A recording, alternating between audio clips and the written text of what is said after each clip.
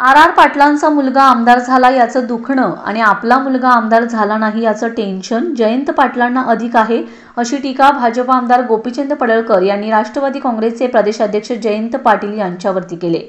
तसेच 2.5 वर्ष जयंत पाटील राज्याचे जलसंपदा मंत्री होते, पण सांगली जिल्ह्यासाठी त्यांनी काय केलं असा सवाल करत जयंत पाटलांना आर पाटील यांचा मुलगा आमदार झालं याचं दुखणं अधिक आणि आपला मुलगा आमदार झाला नाही याचं टेन्शन आहे।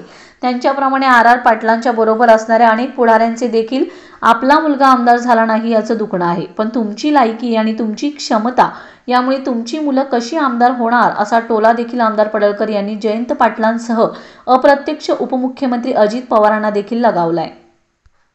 आणि राजकारणामध्ये काय भ्यायचं कारणच नसतं। डॉक्टर बाबासाहेब आंबेडकर साहेबांनी आपल्याला इतके अधिकार दिलेले आहेत, तुम्ही कशाला भीताय?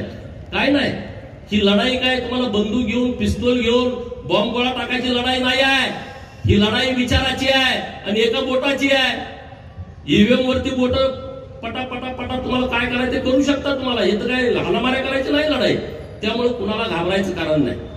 आता जिल्ह्यामध्ये एक चांगलं संघटन होण्याची आवश्यकता आहे, कारण 90चे काय टीम होती ती आता राजकारणातून बाहेर पडते, नवीन टीम आली। 90चा आमदार एकटा जयंतराव आहे, 11,000 निवडून आल्यामुळे तो पडल्यासारखा आहे। आणि जयंतरावचं दुखणं दुसरं आहे की आरआरचा पोरगा आमदार झाला आणि माझा पोरगा आमदार होत नाही, ह्याचं टेन्शन सगळ्यात जास्त जयंतरावला आहे।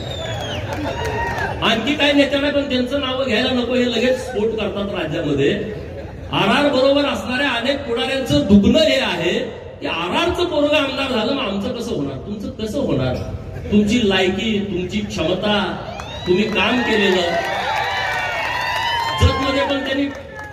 जतमध्ये पण चाचणी केली होती माझ्या अगोदर। त्यांचं जी एजन्सी ते फार हुशार माणूस आहे, एजन्सीचा रिपोर्ट आला नापास, पूर्ण काही जरी केलं तर काही होत नाही। परत त्यांनी हातकलंगले लोकसभेचा सर्वे केला, नापास। सांगलीत पुढी सोडली, लोकसभेला इकडे उभा राहणार आहे, ह्या पार्टीत येणार होत नाही, शक्य नाही। सत्ता आणि पैसा या मस्तीवरती राजकारण करायची आता वेळ गेलेली आहे, वेळ संपलेली आहे।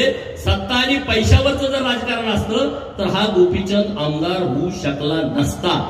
लोकांच्या हातामध्ये हा सगळे विषय गेलेले आहेत, लोकांच्या हातामध्ये ह्या निवडणुका गेलेल्या आहेत। मी लोकसभेला उभा होतो, सांगलीकरांनी मला मतं दिली, एवढी काही जास्त नाही मतं, पण बऱ्यापैकी दिली। आता सुधीर दादा तेव्हा विरोधात असल्यामुळे मतं कोण देणार आपल्याला, तेव्हा मतं आपल्याला मिळाली नाही। परंतु